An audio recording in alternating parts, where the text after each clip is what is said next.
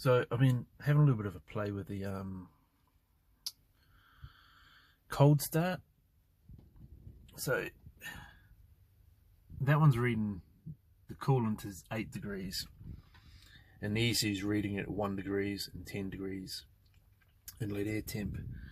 This is what I've been playing with, the crank enrichment table. That's always been there, but this has been off. So yesterday, I started last night, but of course you can't really play with it until the engine's bloody cold, so you just got to do it intermittently.